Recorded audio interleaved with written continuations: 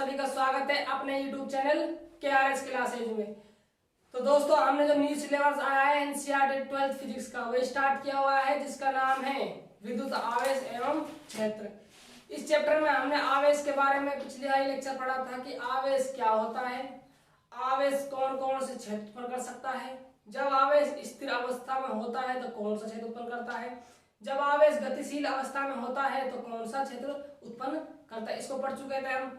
और हम पढ़ चुके थे यदि किसी वस्तु को आवेशित करना है, यदि किसी वस्तु को आवेशित करना है तो वस्तु को आवेशित करने में कौन भूमिका निभाता है। तो वहां पर हमने देखा था कि जो न्यूट्रॉन होता है वो उदासीन कण होता है, और प्रोटॉन क्या होता है, नाभिक के अंदर पाया जाता है, और नाभिक में कौन सा बल लगता है, नाभिकीय बल होता है, जो क्या होता है, बहुत ही प्रबल बल होता है, जो कि गुरुत्वाकर्षण बल से 10 की पावर 39 गुना ज्यादा होता है। इसको भी हमने पढ़ चुके हैं। ठीक है, तो प्रोटॉन की बात करना बेकार, न्यूट्रॉन पहले खत्म हो चुका है। तो आवेशन के लिए सबसे बड़ी भूमिका कौन निभाएगा, इलेक्ट्रॉन निभाता है। यदि किसी वस्तु को आवेशित करना है तो आपको इलेक्ट्रॉन में परिवर्तन, इलेक्ट्रॉन की संख्या में चेंज करना होगा। ठीक है, यहां तक हम पढ़ चुके थे। आज हम स्टार्ट करते हैं अपने लेक्चर को एक जबरदस्त शानदार क्वेश्चन से। क्वेश्चन देख के आपको मजा आ जाएगा। क्वेश्चन एकदम कंसेप्ट पे टिका हुआ है, जितना आप अभी तक पढ़ चुके हो आप उसी पे आधारित है। तो मैं क्वेश्चन लिखता हूं, आप क्वेश्चन के बारे में सोचिए कि आपका क्या जवाब आता है। ठीक है, तो देखिए क्वेश्चन।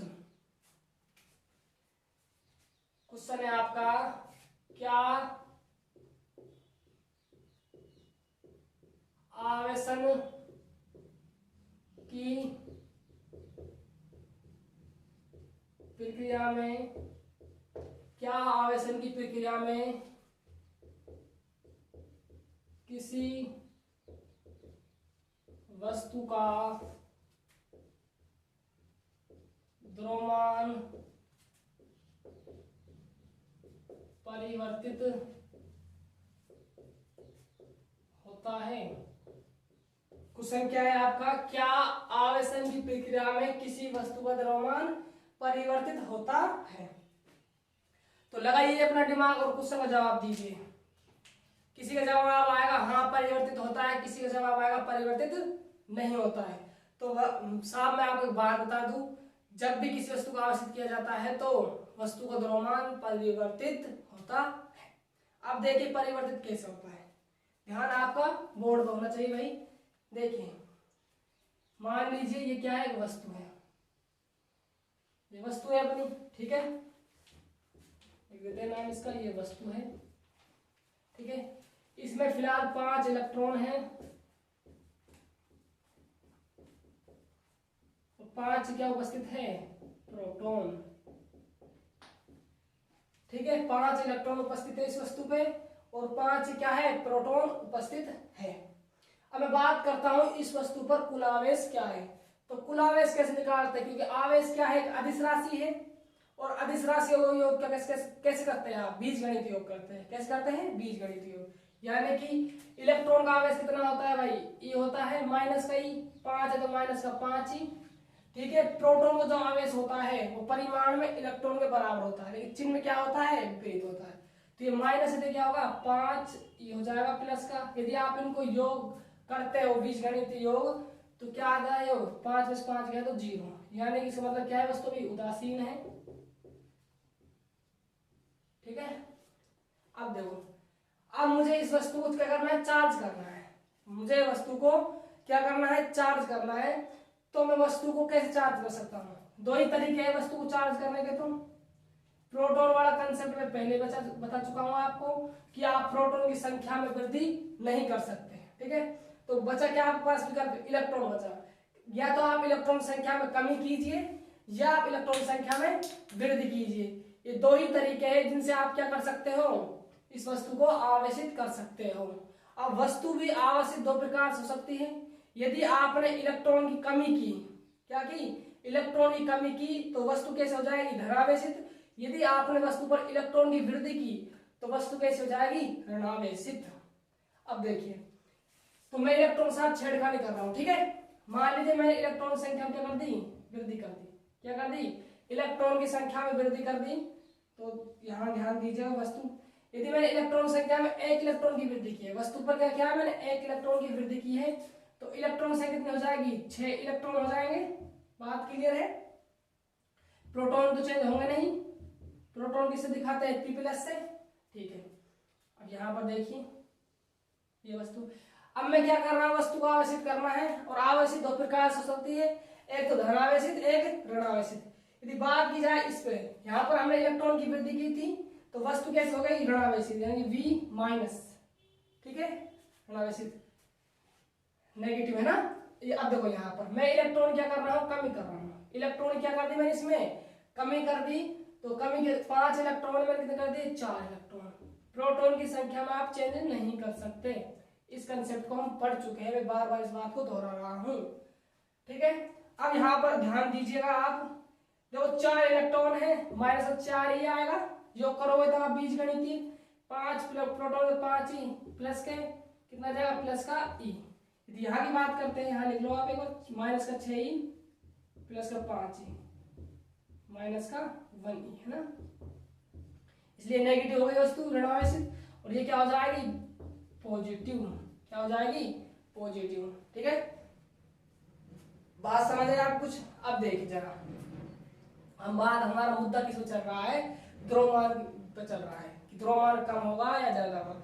अब द्रव्यमान दो प्रकार से हो सकता है, यदि नेगेटिव होगी तो द्रव्यमान कम होगा। मूल वस्तु, ये कौन सी वस्तु भाई, ये वस्तु क्या है, पहले वाली वस्तु थी, जब क्या था, इलेक्ट्रॉन की संख्या और प्रोटॉन संख्या सेम थी।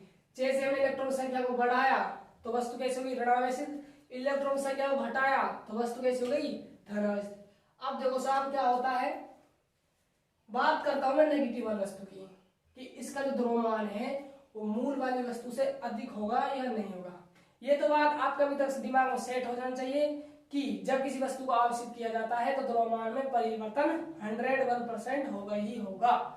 अब देखो कैसे होगा, यहां पर देखो आपने इलेक्ट्रॉन संख्या को बढ़ाया, तो इलेक्ट्रॉन कितने हो गए, 5 इलेक्ट्रॉन पहले थे मूल वस्तु में, यहाँ पर कितने हो गए, 6 इलेक्ट्रॉन, यानी कि इसमें 1 इलेक्ट्रॉन की वृद्धि होगी। इलेक्ट्रॉन की वृद्धि हुई है, इसका मतलब क्या है, 1 इलेक्ट्रॉन वृद्धि हुई है। यदि 1 इलेक्ट्रॉन की वृद्धि हुई है तो इलेक्ट्रॉन कुछ ना कुछ द्रव्यमान होता है, तो इलेक्ट्रॉन का द्रव्यमान कितना होता है भाई, एम लिख देता हूं मैं, मास ऑफ इलेक्ट्रॉन कितना होता है, 9.1 गुणा 10⁻31 किलोग्राम। इलेक्ट्रॉन का द्रव्यमान कितना होता है भाई, 9.1 गुणा 10⁻31 किलोग्राम। ठीक है, अब देखिए यहाँ पर 1 इलेक्ट्रॉन की क्या हुई है, वृद्धि हुई है, तो कहीं ना कहीं इस वस्तु का जो द्रव्यमान है वो इतना बढ़ गया होगा मूल वस्तु की तुलना में। मूल वस्तु में 5 इलेक्ट्रॉन थे, इसका कुछ द्रव्यमान था, लेकिन जैसे हमने इलेक्ट्रॉन की संख्या बढ़ाई इस वस्तु में, तो वस्तु का जो द्रव्यमान है वो 1 इलेक्ट्रॉन ज्यादा होगा, 1 इलेक्ट्रॉन द्रव्यमान के मतलब 1 इलेक्ट्रॉन से ज्यादा हो गया, यानी 1 इलेक्ट्रॉन के द्रव्यमान का वेटेज इस वस्तु में ज्यादा आ गया। क्या आ गया, ज्यादा आ गया। बात क्लियर है। अब चलते हैं इस वाली वस्तु पर, जब हमने क्या किया था, इस वस्तु का 1 इलेक्ट्रॉन की कमी की थी, जैसे हमने इस वस्तु में से 1 इलेक्ट्रॉन की कमी की, 5 से 4 हो गए, प्रोटॉन में नो चेंज। ठीक है, तो देखो भाई, तो या इसमें क्या हुआ, 1 इलेक्ट्रॉन कमी हुई मूल वस्तु से, तो कहीं ना कहीं तो 1 इलेक्ट्रॉन को द्रव्यमान उसकी कमी आ गई, तो कह सकते हैं कि इस जो वस्तु है इसका जो द्रव्यमान है वो मूल वस्तु की तुलना में क्या होगा, कम होगा, और जो नेगेटिव वाली वस्तु है उसका द्रव्यमान मूल वाली वस्तु की तुलना में क्या होगा, ज्यादा होगा। क्या होगा भाई, ज्यादा होगा। ठीक है, मैं इस बात को लिखता हूं, आप नोट डाउन कीजिए यहाँ पर साइड में। देखिए भाई, आंसर है इसका, देखो जब किसी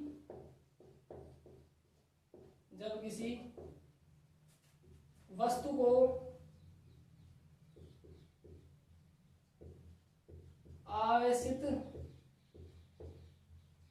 किया जाता है तो वस्तु का द्रव्यमान परिवर्तन होता है। क्या होता है, वस्तु का द्रव्यमान परिवर्तन होता है। अब देखो भाई, द्रव्यमान दो प्रकार से परिवर्तन होगा, कि ऋणात्मक वस्तु का ज्यादा होगा या धनात्मक वस्तु का ज्यादा होगा, किसकी तुलना में, मूल वस्तु की तुलना में। तो मैं इन बातों को आपको लिखता हूँ साइड में, देखो एरो बना लीजिए। बताओ, ऋणात्मक वस्तु का द्रव्यमान ज्यादा होगा मूल वस्तु तुलना में या धनात्मक वस्तु का। तो आपका जवाब आएगा ऋणात्मक वस्तु का, क्योंकि इसमें एक इलेक्ट्रॉन की वृद्धि हुई, यानी कि एक इलेक्ट्रॉन का द्रव्यमान और ऐड हो गया है। ठीक है, देखिए ऋणात्मक वस्तु का द्रव्यमान, ऋणात्मक वस्तु का द्रव्यमान मूल वस्तु के द्रव्यमान की तुलना में अधिक होता है। क्या होता है भाई? अधिक होता है। अगले रो देखिए, अब क्या लिखेंगे हम? धनात्मक वस्तु का द्रव्यमान मूल वस्तु की तुलना में क्या होता है? कम होता है। ठीक है, धनात्मक वस्तु का द्रव्यमान मूल वस्तु की तुलना में कम होता। ठीक भाई, धनात्मक वस्तु का द्रव्यमान मूल वस्तु की तुलना में कम होता है। तो देखो भैया, यहाँ तक बात क्लियर हो गई। क्या पढ़ रहे हैं हम? हेडिंग सॉरी, अपना क्वेश्चन क्या था? क्या आवेशन की प्रक्रिया में किसी वस्तु का द्रव्यमान परिवर्तन होता है? जवाब होना चाहिए हाँ जी, होता है बिल्कुल। तो यहाँ से दो कंसेप्ट निकल का है।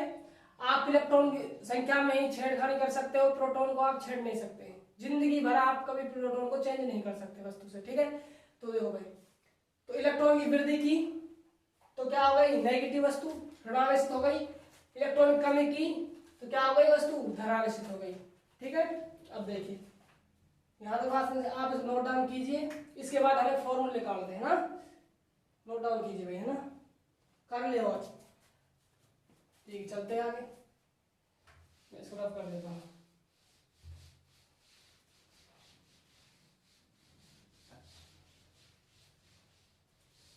अब देखिए, अब तो ये कैसे पता लगेगा किसी वस्तु को द्रव्यमान में कितना तो परिवर्तन हुआ है और कितना परिवर्तन नहीं हुआ है? भाई मान लीजिए आपने वस्तु से 3 इलेक्ट्रॉन बाहर निकाल लिए। कितने इलेक्ट्रॉन बाहर निकाल लिए? 3 इलेक्ट्रॉन बाहर निकाल लिए।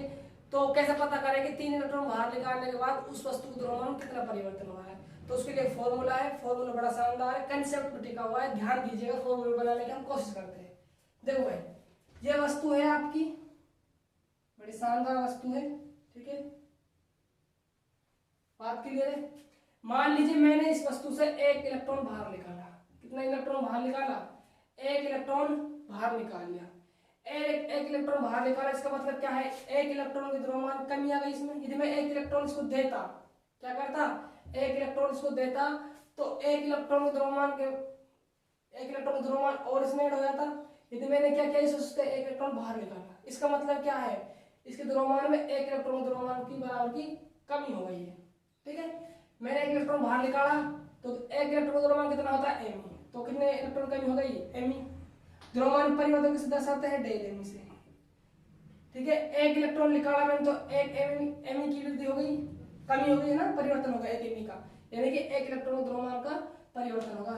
यदि मान लीजिए मैंने इसमें से कितने इलेक्ट्रॉन बाहर निकाला? 2 इलेक्ट्रॉन, तो कितने इलेक्ट्रॉन के द्रव्यमान बराबर कमी होगी? 2 इलेक्ट्रॉन द्रव्यमान के बराबर कमी होगी, यानी कि हम कह सकते हैं 2 एम। एम क्या है? इलेक्ट्रॉन द्रव्यमान, डेल एम। इसी प्रकार 3 निकाला, 3 एम। ठीक है, इसी प्रकार में 4 5 6 कितने निकाल सकते हो? एन की बात करूं तो एन एम ई सूत्र बन जाएगा, नहीं बन जाएगा भाई? अरे बताओ, लौट लो, बन गया N M E. Del M बराबर एन एम ई। तो ये क्या है? द्रव्यमान में कितना परिवर्तन हुआ है उसका फॉर्मूला है।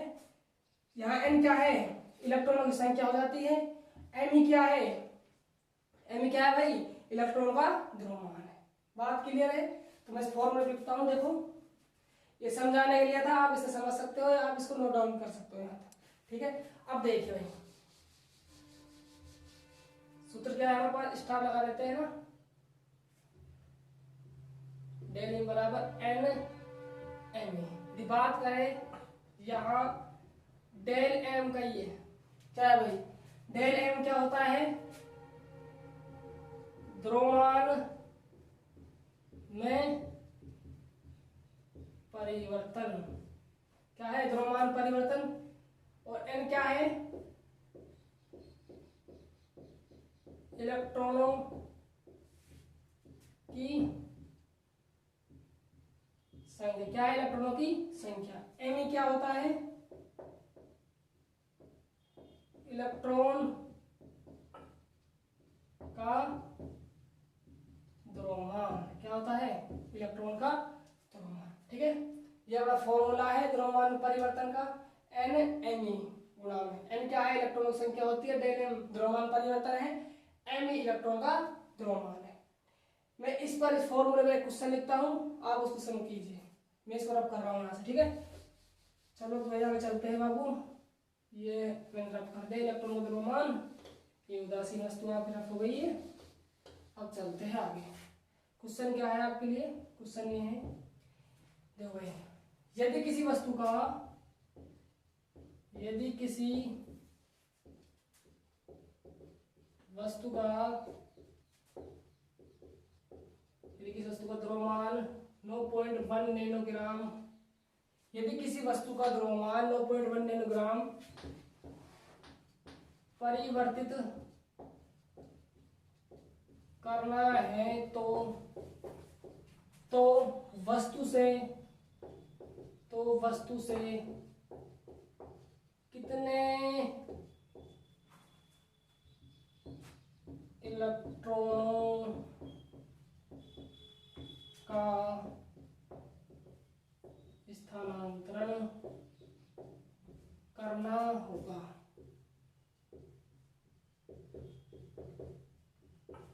क्वेश्चन क्या है भाई, यदि किसी वस्तु का द्रव्यमान 9.1 नैनोग्राम परिवर्तन करना है तो वस्तु से कितने इलेक्ट्रॉनों का स्थानांतरण करना है। कहने का मतलब यह है, कितने परिवर्तन करना है, 9.1 नैनोग्राम, यानी परिवर्तन है तो सॉल्यूशन की बात करी जाए तो डेल एम कितना दे रखा है, 9.1 नैनोग्राम। और फिजिक्स में हम किस पद्धति में कैलकुलेशन करते हैं, एम के पद्धति में। ठीक है, तो यदि नैनो को चेंज करना है, 9.1 है, एक नैनो बराबर कितना होता है, 10⁻⁹ मीटर, तो 10⁻⁹ हो जाएगा। ठीक है, यदि बात करते हैं ग्राम को किलोग्राम में चेंज करते हैं तो क्या करेंगे, 1000 का भाग लगाएंगे। 1000 का मतलब क्या होता है, 10⁻3, ऊपर जाए क्या हो जाए, 10⁻3, 10⁻9 गुणा में 10⁻3 कितनी हो जाएगी, 10⁻12, तो 9.1 गुणा 10⁻9, सॉरी 12 कर दो इसको, 12। ठीक है, बात क्लियर है यहाँ तक। ये क्या आ गया, केजी में आ गया, किसमें आ गया, किलोग्राम। ठीक है, अब देखो आगे, द्रव्यमान निकाल लिया, परिवर्तन हो गया है ना, चेंज कर दिया। अब क्या पूछ रहा है, तो वस्तु से कितने इलेक्ट्रॉनों का स्थानांतरण करना होगा, यानी हमसे क्या, किसकी बात कर रहा है, एन की बात कर रहा है, इलेक्ट्रॉनों की संख्या की। तो यहाँ पर एन क्या होगा भाई, इलेक्ट्रॉन का द्रव्यमान फिक्स है, कितना होता है, 9.1 गुणा में 10⁻31 kg होता है। ठीक है, और एन क्या है, इलेक्ट्रॉन की संख्या क्या ज्ञात करनी है। ठीक है, तो फॉर्मूला क्या है भाई, आप क्या जानते हो, हम जानते हैं, हम जानते हैं कि डेल एम बराबर क्या होता है, N dot M E. Del M की वैल्यू कितनी है, 9.1 गुणा में 10⁻12 है, एन ज्ञात करना है आपको। एम क्या है, इलेक्ट्रॉन का द्रव्यमान है, कितना होता है, 9.1 गुणा 10⁻31। अब देखो कुछ कैंसिल आउट हो रहा होगा, 9.1 से 9.1 कट गया है, एन की वैल्यू निकालनी है आपको, 10⁻12 भाग किसका लग जाएगा, 10⁻31 का। ठीक है, अब देखिए यहाँ 10⁻12 है, बटन 10⁻31, ऊपर जाए किसकी हो जाएगी, प्लस की, 10⁻+31। ठीक है, अब बताओ कितना बचे, 10⁻31 है, कितने घटाने हैं, 12 घटाने हैं, तो कितनी आ जाएगी, 10 समथिंग 19 आ जाएगी। ठीक है, हाँ 19 आ जाएगी। इलेक्ट्रॉन कितना जाएंगे, 10⁻19 इलेक्ट्रॉन आ जाएंगे। कितनी संख्या जाए, कितने स्थानांतर करने होंगे, द्रव्यमान आपको 9.1 ग्राम चेंज करना है तो 10⁻19। देख लेते हैं कैलकुलेशन, कहीं गलती तो नहीं होगा, कर दी, यहाँ से 8 गए, वहां से 1 ऐड हुआ, 19। ठीक है भाई, ठीक है, आप नोट डाउन कीजिए। अच्छा क्वेश्चन है, बड़ा शानदार क्वेश्चन है ना, कीजिए, स्क्रीनशॉट ले लीजिए इसका। कर लिया हो। देखो भाई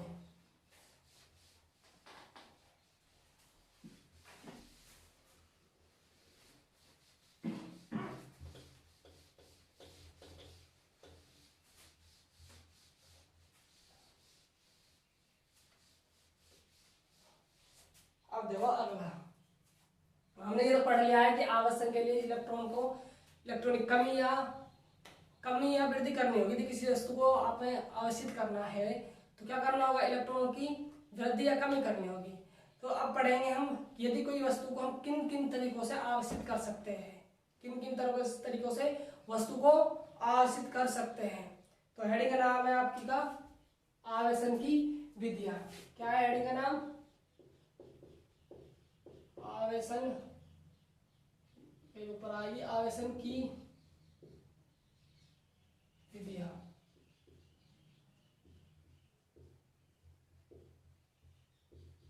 हेडिंग क्या है हमारी, आवेशन की विधियां, कि किसी वस्तु को हम किन किन तरीकों से आवेशित कर सकते हैं।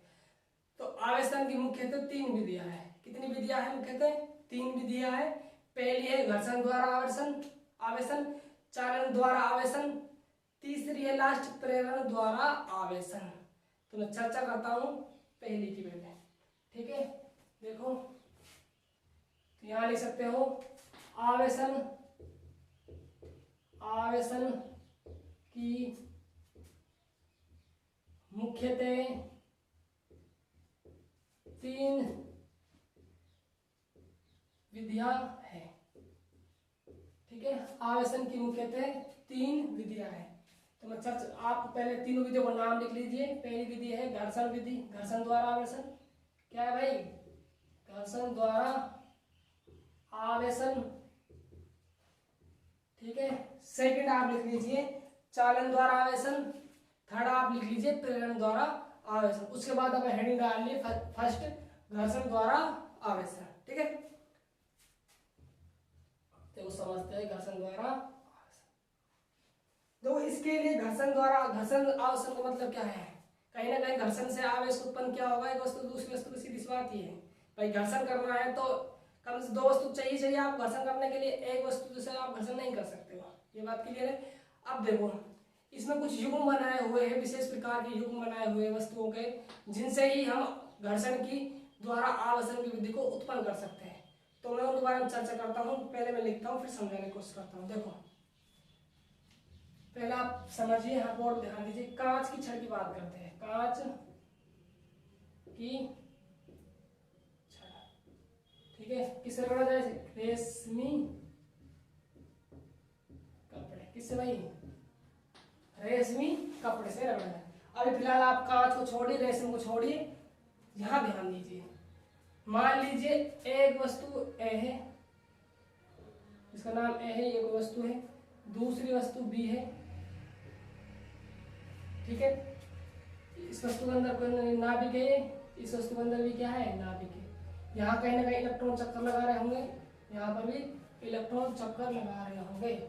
इनके मध्य क्या लग रहा होगा, नाभिकीय आकर्षण बल। इस इलेक्ट्रॉन और नाभिक के मध्य आकर्षण बल, यहाँ पर भी आकर्षण बल लग रहा होगा। यदि मान लीजिए मुझे वस्तु ऐसे इस इलेक्ट्रॉन को स्थानांतर करना है, इस इलेक्ट्रॉन को इस वस्तु से बाहर निकालना है, तो आप एक फिजिक्स में टर्मिनोलॉजी पढ़ोगे जिसका नाम है कार्यफलन। क्या है भाई, कार्यफलन। अपनी 12th फिजिक्स में ही है, मैं डीपली पढ़ाऊंगा जब इसका चैप्टर स्टार्ट करेंगे हम, कार्यफलन वाला है ना, तो वहां पढ़ेंगे। फिलहाल आप ध्यान रख लीजिए, यदि किसी वस्तु से इलेक्ट्रॉन को बाहर निकालना है तो हमें एनर्जी देनी पड़ती है, जो किसके बराबर होती है, कार्यफलन के बराबर ऊर्जा होती है, तभी किसी धातु सतह से इलेक्ट्रॉन बाहर निकलते हैं। तो आप ज्यादा डीपली नहीं जाइए, आप उतनी सी बात याद रखनी है। यदि किसी धातु की सतह से आपको इलेक्ट्रॉन बाहर निकालना है तो उसको कार्यफलन के बराबर ऊर्जा देनी होगी। क्या देनी होगी, कार्यफलन के बराबर ऊर्जा। तो यहाँ पर हम पढ़ेंगे फाई बराबर एच न्यू नॉट। क्या पढ़ेंगे, एच न्यू नॉट पढ़ेंगे। तो बाकी बात की बात है, फिलहाल आप इतना ध्यान रखिए। यदि किसी वस्तु से आपको इलेक्ट्रॉन स्थानांतर कराना है तो आप क्या देनी होगी, ऊर्जा देनी होगी, ठीक है, कार्यफलन के बराबर, ठीक है। अब देखिए अब आगे, ठीक है, ऊर्जा देनी पड़ेगी। अब देखिए हम पढ़ क्या रहे हैं, घर्षण द्वारा आवेशन। ये तो बात जब होती है जब वस्तु क्या है, अलग अलग रखी हुई है। यदि घर्षण के द्वारा यदि घर्षण करवाना है, यदि वस्तु क्या करवाना है आपस में परस्पर रगड़वाना है, यानी घर्षण करवाना है, तब जब क्या होगा, मान लीजिए वस्तु है, ए वस्तु मैंने उठाई साथ में, बी को साथ में उठाया, मैंने क्या कराया, वो घर्षण कराया, क्या कराया, घर्षण कराया। तो घर्षण कराने से क्या कहीं ना कहीं ऊष्मा जनरेट हुई होगी, हीट हुई होगी भाई, ऊष्मा जनरेट होने के बाद क्या होगा, इलेक्ट्रॉनों का स्थानांतरण होगा। हो सकता है घर्षण करवा रहा हूँ मध्य ना, हो सकता है इलेक्ट्रॉन ए वस्तु से कहाँ चला गया हो, बी पर चला गया हो। यह भी संभव है कि इलेक्ट्रॉन बी वस्तु से ए पर चला जाए, ये भी संभव है। बस हो सकता है कि आपने रगड़वाया, हो सकता है कि इलेक्ट्रॉन ए वस्तु से बी पर चला जाए, बी वस्तु से सी पर ए पर जाए ना, किस पर जाए, ए पर जाए। तो ये कब संभव है, देखो ए से बी पर कब जाएगा, बी से ए पर कब आएगा। तो इसके लिए थीम याद रखना, यदि इलेक्ट्रॉन ए से बी पर ट्रांसफर हो रहा है, ये तभी हो पाएगा जब ए वस्तु को जो नाभिक और इलेक्ट्रॉन का जो बल लग रहा है आकर्षण में, ये क्या हो, इसकी तुलना में क्या हो, दुर्बल हो, क्या हो, इसकी तुलना में क्या हो, ये बल दुर्बल हो। इसी प्रकार यदि वस्तु बी से ए पर इलेक्ट्रॉन स्थानांतरण हो, तो मतलब क्या है, जो वस्तु बी है उसके नाभिक और इलेक्ट्रॉन का जो बल लगा क्या है, दुर्बल है। ठीक है, बल दुर्बल होगा, ऊष्मा जनरेट होगी, यदि आप रगड़ोगे तो ऊष्मा ऊंचाई तो होगी ऊष्मा एक प्रकार से। ठीक है, तो क्या होगा, इलेक्ट्रॉन स्थानांतरण हो जाएगा। यदि इसके नाभिक और इलेक्ट्रॉन का बल है, आकर्षण बल क्या है, दुर्बल है, तो ए से इलेक्ट्रॉन बी पर स्थानांतरण हो जाएगा। यदि बी वस्तु का आकर्षण बल कम है तो बी से इलेक्ट्रॉन ए पर स्थानांतरण हो जाएगा। तो देखो, यदि बात करते कांच की छड़, अब देखो एक बात और याद रखो, यदि वस्तु ए से इलेक्ट्रॉन बी की तरफ गया है, बी वस्तु पर, तो यहाँ क्या जाएगा, पॉजिटिव चार्ज आ जाएगा भाई, आएगा ना, और इस पर गया तो इस पर क्या आ जाएगा, नेगेटिव चार्ज आ जाएगा। बात क्लियर है। यदि वस्तु बी से इलेक्ट्रॉन ए पर जा रहा है तो बी पर क्या जाएगा, पॉजिटिव, इस पर क्या जाएगा, नेगेटिव। ठीक है, तो ये कुछ प्रैक्टिकल चीज है, कांच की छड़ को रेशमी कपड़े पर। इसी प्रकार आगे देखो, बिल्ली की खाल, किसकी भाई, बिल्ली की खाल को किससे रगड़ना है आपको, एबोनाइट की छड़ से, किससे, एबोनाइट की छड़ से रगड़ना है। ठीक है, आगे देखो, ऊनी कपड़े किससे रगड़ने हैं आपको, प्लास्टिक से, या कहीं पर आपको इसका नाम और नजर आ जाएंगे, यहाँ पर रबर भी नजर आ जाएगा, रबर है ना। ठीक है, कहीं कहीं पर एबोनाइट भी आएगा, है ना। तो आपको इतना याद रखना है। ठीक है, अब देखो इन ये चीज जो की हुई प्रैक्टिकल है। ठीक है, ये बात ध्यान रखना, घर्षण भी विशेष प्रकार की वस्तु में ही होता है, किसमें होता है, विशेष प्रकार की वस्तु में होता है। ऐसा नहीं है कि यदि आप बिल्ली की खाल को किससे रगड़वाओ, रेशमी कपड़े से रगड़वाओ, तो घर्षण बिल्कुल भी नहीं होगा। तो मैं कुछ एग्जाम्पल बताता हूँ आपको, जो आपने अपने घरों में किए होंगे। जैसे कि आपने कभी एक गुब्बारा लिया होगा, फूला हुआ गुब्बारा होता है, उसको अपने बालों पर रगड़ लिए, बालों पर रगड़ने के बाद आप उसको दीवार पर चिपकाइए, कुछ समय के लिए वो चिपक जाएगा दीवार। वो क्या हुआ, उस वस्तु से बालों से क्या हुआ, उस गुब्बारे में क्या हुआ, इलेक्ट्रॉन का स्थानांतरण हो गया, कुछ इलेक्ट्रॉन उस वस्तु पर ट्रांसफर हो गए, जिससे क्या हो गया, वो गुब्बारा दीवार पर चिपक गया। बात क्लियर। अब देखो और एग्जाम्पल, कंघा बोलो आप, कंघा लिया, कंघा आपने अपने बालों, सूखे बालों को लगाना है ना। यदि आप तेल हुए लगे हुए बालों को लगाते हैं तो थोड़ा घर्षण कम हो पाएगा। लगाया तो करने के बाद आपने कुछ किसके लिए, कुछ जैसे अपने दूब होती है ना, उसके कुछ छिलके ले लिए, दूब के कुछ कागज के टुकड़े ले लिए, उनको उनके पास ले जाइए आप कंघे को, तो आपको नजर आएगा कि वो कंघे से क्या है, वो जो कप वो जो घास फूस के जो तिनके हैं छोटे छोटे और कागज के छोटे टुकड़े हैं, वो क्या है, उस कंघे में चिपक के आ जाएंगे, क्या आ जाएंगे, चिपक के आ जाएंगे। ठीक है, तो वहां पर क्या हो रहा है, घर्षण हो रहा है। तो ये कुछ विशेष वस्तुओं में होता है। वस्तुओं में बात की जाए, कांच की छड़ों की रेशमी कपड़ों से रगड़ोगे तभी घर्षण होगा। बात के लिए तभी वस्तु का इलेक्ट्रॉनों का ट्रांसफर होगा। जैसे नहीं है आपने एक बिल्ली पकड़ी, उसकी खाल उतारा, हो सकता है वो आप खाल उतार दें, ये बात ध्यान रखनी है ना। तो बिल्ली की खाल को आप हमेशा एबोनाइट की छड़ से रगड़ोगे तभी घर्षण हो पाएगा, अन्यथा घर्षण नहीं हो पाएगा, यानी कि आवर्षण नहीं हो पाएगा। ठीक है, उन्हीं कपड़ों को किससे रगड़ना है, प्लास्टिक से या रबर से। ठीक है, ये कुछ, और इनको इसमें इस प्रकार सेट किया हुआ है, ये तो है पॉजिटिव, ये कैसे है, नेगेटिव। ये तो क्या है, पॉजिटिव, ये क्या है, नेगेटिव। कहने का मतलब यहाँ से इलेक्ट्रॉन स्थानांतरण किसमें हो गए, रेशमी कपड़े से, बिल्ली खाल से कहाँ पर हो गए, एबोनाइट छड़कर, ऊनी कपड़ों को प्लास्टिक। और भी एग्जाम्पल है तो आपको इतने याद रखना है, आपको इतने से काम चल जाएगा। ठीक है, बात क्लियर है यहाँ तक। अब देखिए यदि बात करते हैं घर्षण द्वारा आवेशन, तो आप परिभाषा बनाने की कोशिश कीजिए। घर्षण द्वारा आवेशन की परिभाषा आप किस प्रकार बना सकते हो। देखो, जब कुछ विशेष प्रकार की वस्तुओं को, जैसे कांच की छड़ को रेशमी कपड़े से, बिल्ली की खाल को एबोनाइट की छड़ से, ऊनी कपड़ों को प्लास्टिक या रबर से परस्पर रगड़ा जाता है। क्या करा जाता है? रगड़ा जाता है। तो कुछ इलेक्ट्रॉनों का स्थानांतरण एक वस्तु से दूसरी वस्तु पर हो जाता है। घर्षण के कारण उत्पन्न हुए आवेशों का, मतलब ऐसे कह सकते हो आप, यहाँ पर रगड़ा इसको, क्या करा?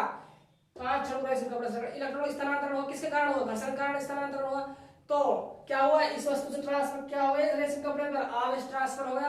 तो ये क्या हो गया? आवेशन हो गया, एक वस्तु से दूसरी वस्तु पर। तो ये आवेशन क्या कहलाया? घर्षण द्वारा आवेशन। क्योंकि नाम से पता चल रहा है भाई क्या है? घर्षण द्वारा आवेशन। कहीं ना कहीं आपने वस्तु को परस्पर रगड़ा होगा, रगड़ने से इलेक्ट्रॉनों का स्थानांतरण होगा, तभी वो क्या हुआ? वस्तु आवेशित होगी। यदि घर्षण का रगड़ने के कारण होगी तो घर्षण द्वारा आवेशन। बात क्लियर है? तो आप परिभाषा लिखिए इसकी, मैं बोलता हूँ आप लिखिए। हेडिंग डालिए आप फर्स्ट, घर्षण द्वारा आवेशन लिखिए। इसमें मैं बोल रहा हूं, जब कुछ विशेष प्रकार की वस्तुओं, लिखो भाई, जब कुछ विशेष प्रकार की वस्तुओं जैसे कांच की छड़ को रेशमी कपड़े से, जब कुछ विशेष प्रकार की वस्तुओं जैसे कांच की छड़ को रेशमी कपड़े से, कॉमा लगाना है, बिल्ली की खाल को एबोनाइट की छड़ से, जब कुछ विशेष प्रकार की वस्तुओं जैसे कांच की छड़ को रेशमी कपड़े से, कॉमा बिल्ली की खाल को एबोनाइट की छड़ से, तथा ऊनी कपड़ों को प्लास्टिक से रगड़ते हैं, तो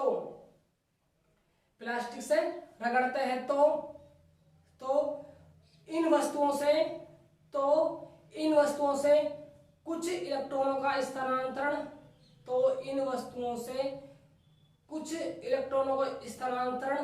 हो जाता है। दोबारा सुनिए, जब कुछ विशेष प्रकार की वस्तुओं जैसे कांच की छड़ को रेशमी कपड़े, बिल्ली की खाल को एबोनाइट छड़ तथा ऊनी कपड़ों को प्लास्टिक से रगड़ा जाता है, तो कुछ इलेक्ट्रॉनों का स्थानांतरण एक वस्तु से दूसरी वस्तु पर हो जाता है। आवेशन की इस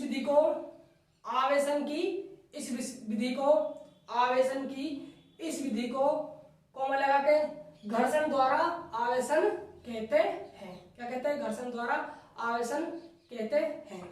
अब देखिए आप आगे एक वर्ड और आपको नजर आएगा, घर्षण।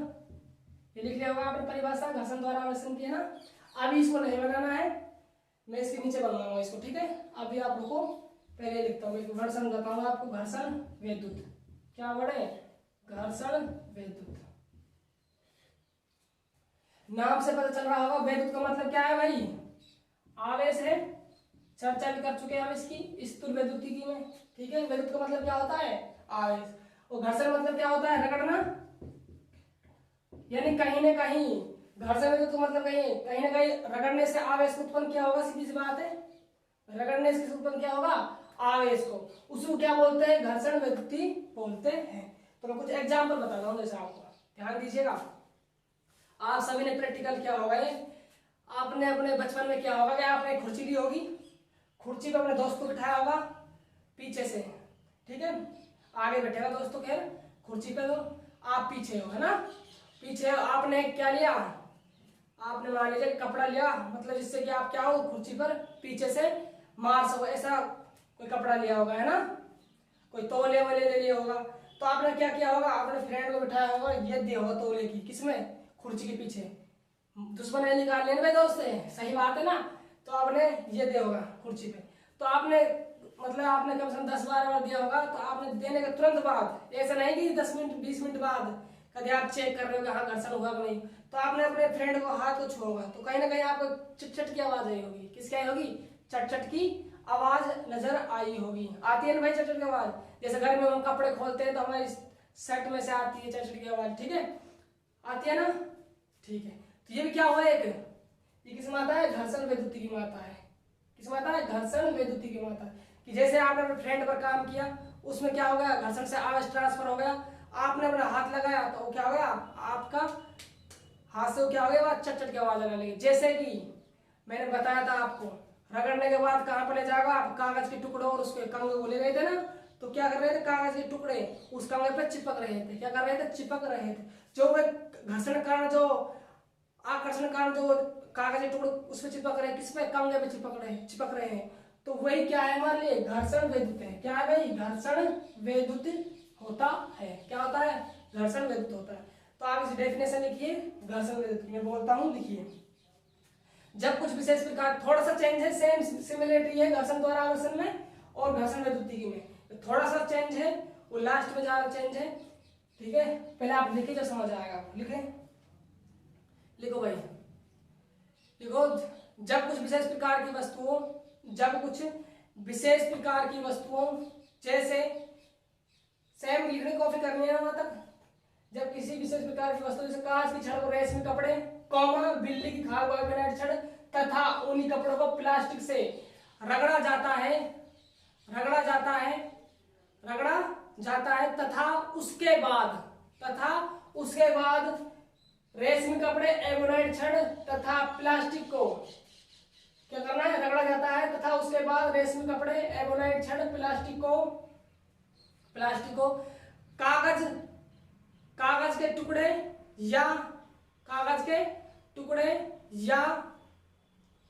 छोटे छोटे कागज के टुकड़े या छोटे छोटे, आप ऐसे लिख सकते हो, छोटे छोटे घास फूस के टुकड़े, छोटे छोटे कागज के टुकड़े सॉरी, तथा छोटे छोटे घास के टुकड़ों के समीप लाया जाता है तो यह उन्हें अपनी ओर आकर्षित कर लेते हैं। ये कौन, रेशमी कपड़े, एबोनाइट छड़ और प्लास्टिक अपनी ओर आकर्षित कर लेते हैं।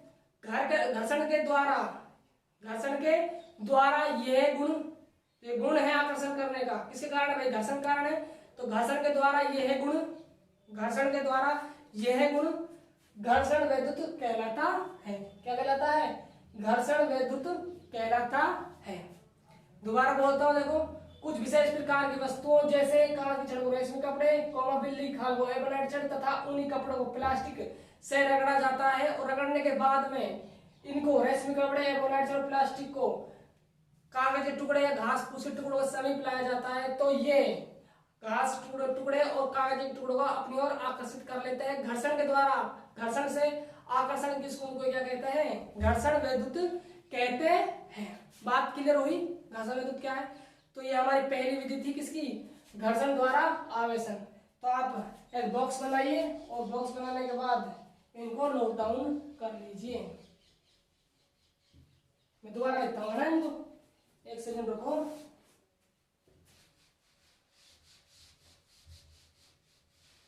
देखो भाई, यहाँ पे पॉजिटिव वाले लिख रहा हूँ जिनसे इलेक्ट्रॉन स्थानांतरण हुए हैं, और इस कॉलम उनको लिख रहा हूँ जिन पे आवेश गया है।